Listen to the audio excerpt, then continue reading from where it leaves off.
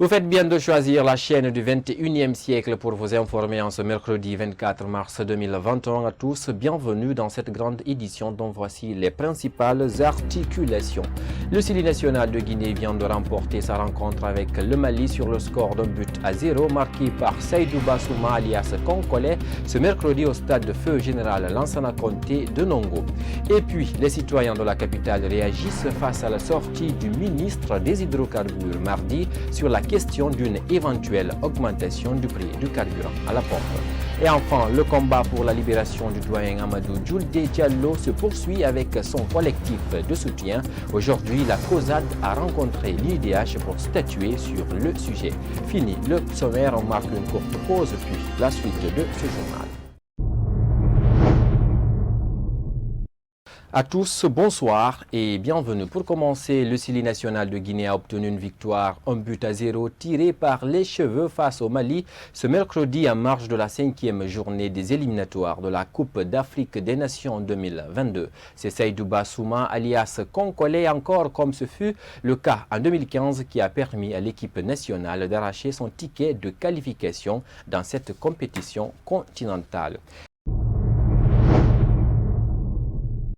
Et on poursuit toujours ce journal. Depuis plusieurs semaines, des bulldozers mènent des actions de déguerpissement à Conakry, Koya et Dubrika. Des kiosques, des restaurants et certaines habitations ont été démolies. Cette situation est celle des personnalités de l'opposition qui croupissent en prison, interpelle le président du parti ADC Bok. Suivez sa réaction dans ce reportage signé Kadjatou Bari et Alassane Souma.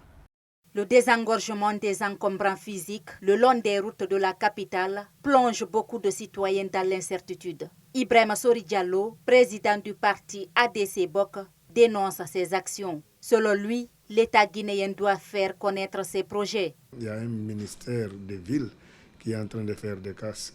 Vraiment, c'est salutaire, mais il n'a qu'à nous dire ce qu'ils veulent faire. Après qu'ils cassent, il n'a qu'à nous donner un plan de la ville de Conakry affiché partout, pour que la population puisse être édifiée. C'est bien de casser et puis aménager. Mais si les gens ne savent pas ce qu'on doit faire après, il peut y avoir des résistances par endroits. Bien que les gens se comprennent par là, quand on casse Paul, on casse Pierre, donc il n'y a pas de problème, c'est vrai. Mais il est important de rappeler aujourd'hui que cette casse entraîne d'augmenter la précarité. Parce que beaucoup de Guinéens comptaient sur des petits magasins qu'ils ont ouverts dans leur cours et faire face à la route. Ça s'est enlevé aujourd'hui. Regardez aujourd'hui, vous verrez que dans les rues, il n'y a plus de boutiques. La situation des plusieurs centaines de personnes, dont quelques personnalités de l'opposition, qui croupissent toujours en prison, interpelle également ce député. Il lance un appel pour leur libération. Il faut aussi demander au ministère de la Justice, les détenus qui sont à la maison centrale, qui sont là-bas depuis plus d'un mois, qui ne sont pas jugés. La plupart sont des cadres de certains partis politiques. Il faut les juger. Il faut les juger pour qu'ils puissent connaître leur sort, pour ne pas qu'ils restent là et qu'on connaît avec l'épidémie en cours qui est en train de ravager. Il ne faut pas qu'on dise qu'il y a un cadre d'un parti politique qui a rendu l'âme dans une prison. Ce n'est pas normal. Ce n'est pas beau pour notre justice. Moi, je ne demande pas qu'on libère les gens, mais je demande qu'on les juge. S'ils sont coupables, qu'on les inculpe. Mais si les gens ne sont pas du tout inculpés, qu'on les libère. Donc ça, c'est un plaidoyer que j'ai fait auprès des autorités. Pour ce politicien, la crise sociale liée à ces opérations de déguerpissement et la crise politique constituent des problèmes de plus pour les Guinéens. Ibrahima Sori Diallo dit espérer que son cri de cœur sera entendu par les gouvernants. Je vous le disais à l'entame, des membres du collectif de soutien à Amadou Djoulde Diallo COSAD ont rencontré ce mercredi les commissaires de l'Institution nationale d'indépendance des droits humains, INIDH. Ces derniers ont exprimé leur indépendance et leur adhésion au combat que mène ce collectif et ont promis de l'accompagner dans ce noble combat. Compte rendu, Mamadou Binta Diallo. Le collectif de soutien à Amadou Djoulde Diallo, journaliste emprisonné depuis le 1er mars, continue ses séries de plaidoyers. Ce mercredi, ses membres étaient les hôtes de l'Institution nationale indépendante des droits de l'homme. Sayon Kamara, est le coordinateur du COSAD. Nous sommes là dans le cadre de nos traditionnelles rencontres avec les institutions de la République pour alerter ceux qui arrivent à la corporation, celui de la détention du doyen Amadou Diallo, qui en tout cas n'a pas raison d'être retenu dans les 4 murs d'une maison carcérale à partir du moment où il a commis un délit de presse. Le coordinateur du COSAD a une fois de plus rappelé que la loi L002 portant liberté de la presse en Guinée dépénalise les délits de presse. Toutes les institutions sont unanimes aujourd'hui que le doyen ne doit pas être là où il est aujourd'hui. Donc je crois que les autorités doivent comprendre le sens du message, le sens du combat. Nous ne sommes pas en train de faire un combat pour la corporation elle-même, mais pour le respect de la loi. Les membres de l'INIDH ont exprimé leur adhésion au combat que mène ce collectif et ont promis de les accompagner. Les prochains jours, le COSAD prévoit de rencontrer le président de la Haute Autorité de la Communication. Également dans l'actualité nationale, le ministre guinéen des hydrocarbures a annoncé mardi l'augmentation du prix du carburant dès la fin du mois de Ramadan. Ce mercredi 24 mars, des citoyens ont réagi à cette sortie qui intervient dans un contexte de crise économique. Suivez-les au micro de Angeline Guilavogui. La population guinéenne vit de jour en jour. Donc avec l'augmentation du carburant, ça risque de dégénérer. Vu la conjoncture actuelle du pays, ça s'avère un peu perplexe, quoi. Vu la situation actuelle, ça ne va pas. Donc s'ils ne peuvent pas ici diminuer, ils doivent retenir au même prix. Ils ne doivent pas augmenter. Avec la conjoncture actuelle et la pandémie, voir augmenter le prix du carburant, c'est pas tellement bon, quoi. Parce que quand il y a augmentation du prix du carburant, il y aura forcément augmentation du transport. Il y aura un impact financier sur les jeunes. Depuis avant-hier, j'ai écouté des débats, mais ça ne marchera pas d'abord.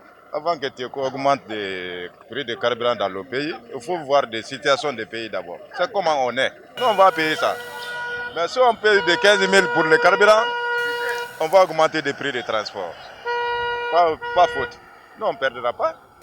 Pour les soufre. Quand on augmente les soufres encore, comment on peut faire? Non, officiellement, si c'est général, pas de problème. Mais au moment qu'on est comme ça, là, ça ne va pas. Hein. C'est le moment de galère. Quand on augmente le prix de carburant encore, ça va augmenter de plus. C'est la souffrance de la population. Surtout nous, les jeunes, on est galère. Ça ne va pas du tout.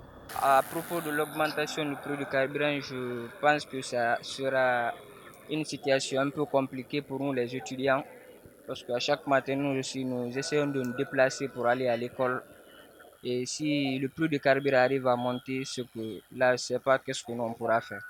Avec les tronçons qui sont un peu chers et l'obtention de véhicules pour pouvoir se déplacer, je trouve que c'est un peu compliqué. On demande au président de la République d'essayer de voir ce qu'il peut faire pour la population. Sur un tout autre plan, il faut le dire, l'humanité a célébré ce mercredi 24 mars 2021 la journée mondiale de la lutte contre la tuberculose. Selon Médecins sans frontières, la Guinée est l'un des pays à fort indice de cette maladie. Ce mercredi, nos reporters se sont rendus au centre anti-tuberculeux. Les statistiques sont inquiétantes. Oumar Kondé et Yaya Bari. Explication. C'est un centre de dépistage et de prise en charge de la tuberculose. Ici, la journée mondiale de la lutte contre cette pathologie ne passe pas inaperçue chez les médecins.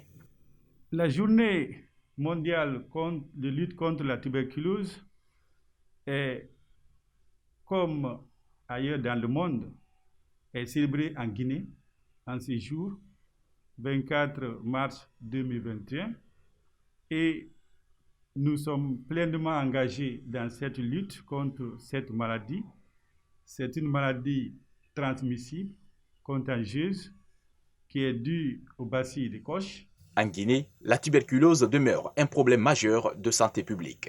Selon les chiffres, en 2019, on dénombrait 176 cas pour 1000 habitants, soit plus de 45 nouveaux cas par jour.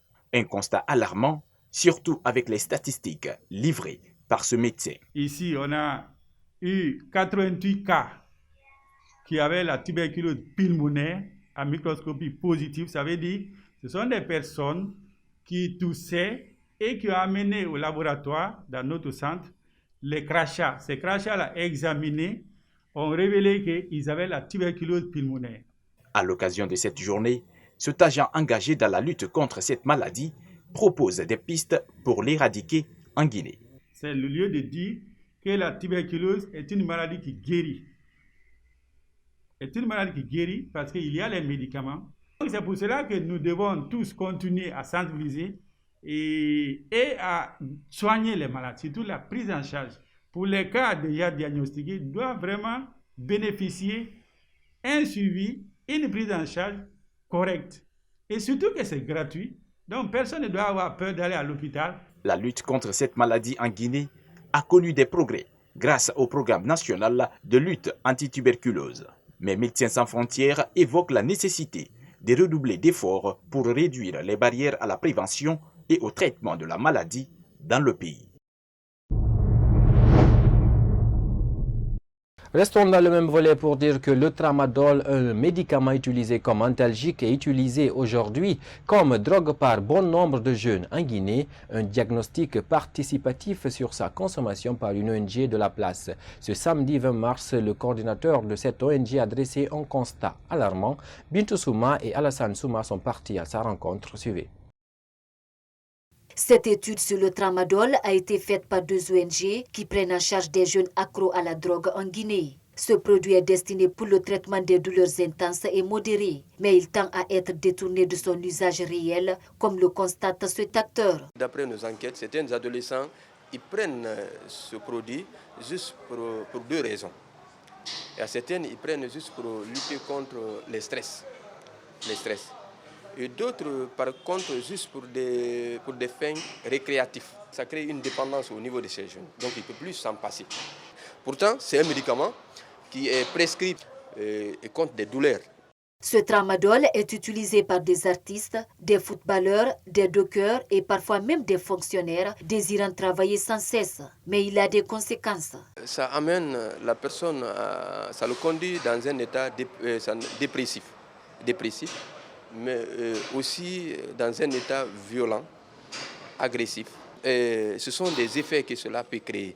Mais aussi, ça peut amener aussi au suicide, aussi, au viol.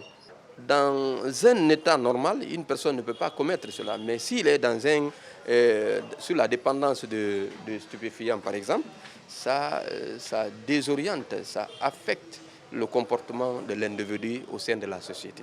La quantité de tramadol saisie dans le monde a atteint le niveau record de 125 tonnes. Cet activiste lance un appel aux autorités afin de limiter le trafic de ce médicament. L'État doit imposer ses importateurs de médicaments afin qu'il y ait une autorisation. Mais aussi que l'intéressé, que l'importateur puisse déposer les statistiques de répartition de produits. Mais aussi sensibiliser, renforcer le mécanisme d'information et de sensibilisation afin que ces jeunes qui prennent ces stupéfiants puissent avoir vraiment une idée sur cette substance.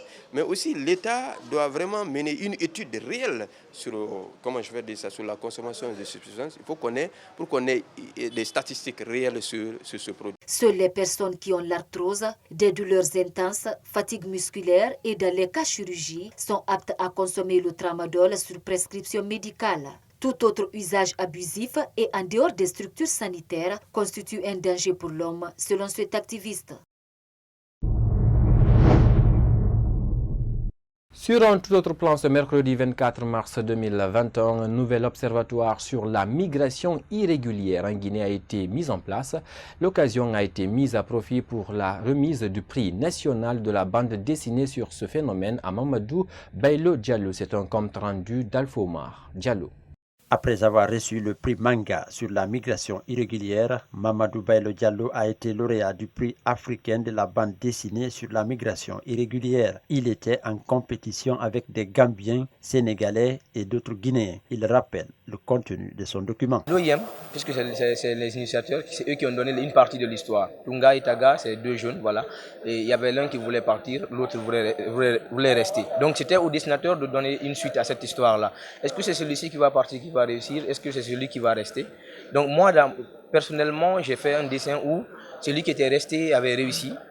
Et finalement, celui qui voulait partir a été stoppé net par un naufrage en cours de route. Il est revenu, il a été soutenu par son ami qui était resté. Lors de cette cérémonie, il a été question de la mise en place d'un observatoire sur la migration irrégulière en Guinée. L'ambassadeur du Royaume-Uni qui accompagne l'OIM rappelle l'importance de cette observation sur la migration. C'est un grand plaisir pour moi d'assister à cet événement, de cette cérémonie de remise de matériel pour la création de l'observatoire migratoire. C'est important pour tous les acteurs, l'OIM, le gouvernement guinéen et partout la population guinéenne de travailler ensemble pour lutter contre la migration irrégulière. Pour l'Organisation internationale des migrants, l'image, l'écrit et la musique représentent un atout majeur pour véhiculer des messages sur la migration. Nous voulons créer de la visibilité sur le talent de ces jeunes et faire comprendre que ce qu'ils font est bon. Et ça peut être un message parce qu'aujourd'hui, les dessins et la musique sont des messages ou bien des canaux de communication que nous pouvons utiliser pour toucher tout le monde. Que tu saches lire ou écrire, tu peux écouter de la musique, tu peux voir des images, ça peut te parler et puis tu peux avoir l'information dont tu as besoin. D'après les dernières statistiques, la Guinée est en première des pays fournissant des candidats à la migration irrégulière dans le monde. Beaucoup de jeunes Guinéens ont perdu la vie en tentant de traverser la Méditerranée. On s'intéresse à présent à cette autre actualité. Un montant de 17 millions de francs guinéens collectés à travers un appel SOS pour sauver une malade du cancer aurait été détourné par l'ONG qui était chargée de recueillir les fonds.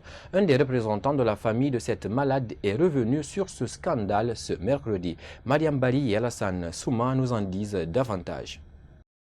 Le malheur des uns fait le bonheur des autres. Atteinte d'un cancer et sans moyens, la famille de Mariama Diallo avait cru bon de passer des SOS pour ses soins. Quelques 17 millions de francs guinéens seront collectés, mais la victime peine à entrer en possession de cet argent. Le juriste qui représente la famille de la cancéreuse explique.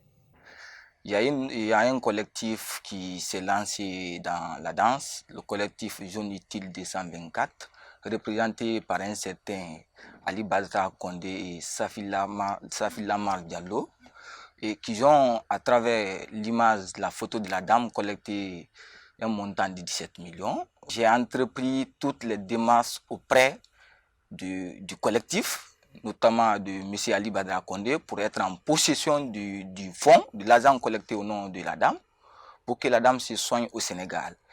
Mais en vain. Il prévient que si la bénéficiaire légitime n'entre pas en possession des fonds collectés, l'affaire sera portée devant les juridictions. Il y a une procédure qui est pendante. Là, on a déjà fait une sommation de payer par voie d'huissier et on attend les réactions. À défaut de les réactions dans le délai imparti, consenti, je crois qu'on va saisir les juridictions compétentes pour diffamation au sens de l'article 428 du Code pénal guinéen, parce que qui, pour moi, est constitué en la matière. Pour l'heure, Mariama Diallo a été évacuée à Dakar, où elle doit suivre son traitement, dont le coût total est estimé à 30 millions francs guinéens. Les représentants de l'ONG Jeunes Utiles 224, qui détiendraient les 17 millions francs guinéens, sont restés injoignables toute la journée de ce mercredi. En attendant, leur œuvre est loin d'avoir été utile pour cette malade.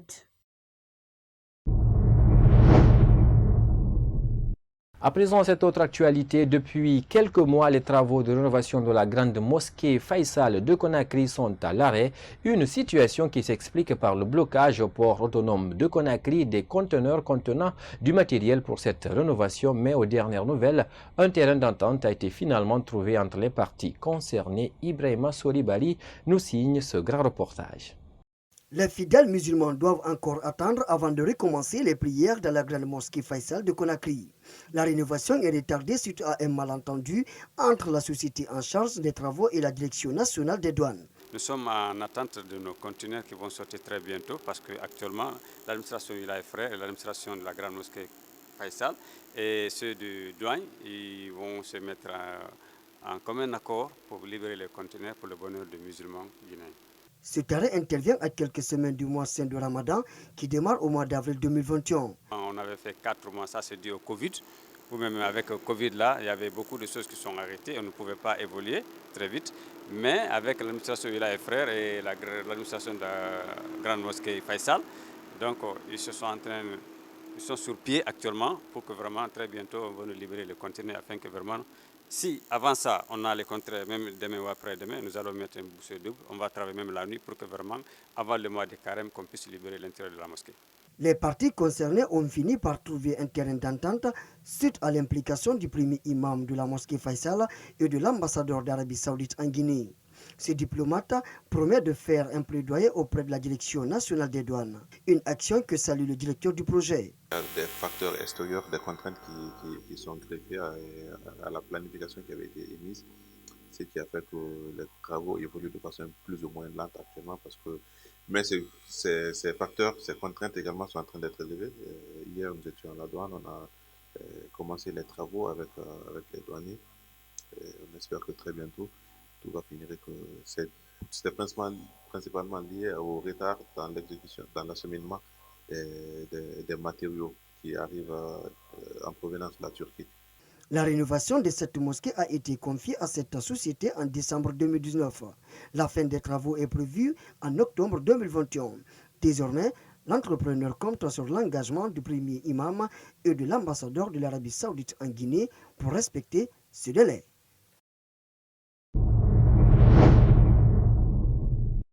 C'était un reportage signé Ibrahim Sori Bari. Et on poursuit avec le sport maintenant pour la saison 2020-2021. Le championnat guinéen de Ligue 1 féminin démarre ce vendredi 26 mars. À quelques jours de ce démarrage, notre reporter a rencontré le vice-président de la Ligue guinéenne de football féminin pour parler des préparatifs de ce championnat. N'est-ce pas, Mohamed Saliou Diallo? L'annonce de la reprise du championnat féminin Ligue 1 a été faite le lundi 21 mars lors d'un point de presse organisé en marge de l'inauguration du siège de la Ligue guinéenne de football féminin. Les 12 clubs de la Ligue 1 ont été répartis en deux poules, l'une basée à Kankan et l'autre à Labé. Moumini Kamara, vice-président de la Ligue guinéenne de football féminin, parle du niveau de leur préparation. Nous sommes presque prêts. Les équipes doivent avoir leur transport aujourd'hui, bouger immédiatement. Donc c'est ça, de l'intérieur, on va envoyer sur Orange Money. En tout cas, bon, selon ce qu'on a vu, vraiment tout est mis à notre disposition pour que ça marche. Les équipes engagées dans ce championnat ont reçu chacune 2 œufs de maillot de la part de la LGFF. Cette saison est une phase d'expérimentation et les critères sont particuliers. Cette première phase, c'est la phase aller.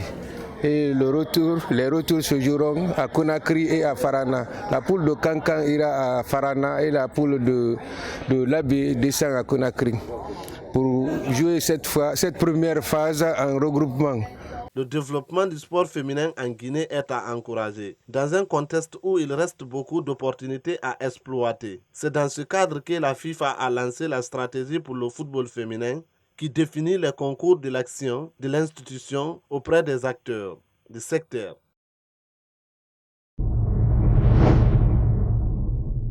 Mesdames et messieurs, ce journal a été réalisé pour vous grâce à l'ensemble des équipes de la technique et de la rédaction de Star 21 TV à tous. Merci de l'avoir suivi. N'oubliez pas que le doyen journaliste Amadou Djoulde Diallo est détenu depuis 26 jours maintenant. Une pensée à lui et à sa famille. Au revoir.